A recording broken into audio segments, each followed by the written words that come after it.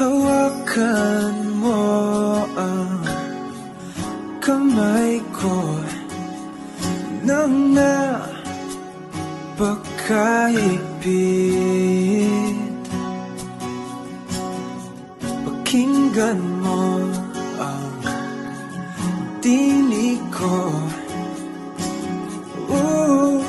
Di mo ba pansin na ikaw at ako?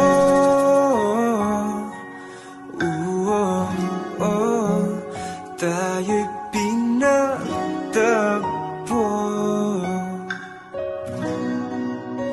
Ikaw at ako.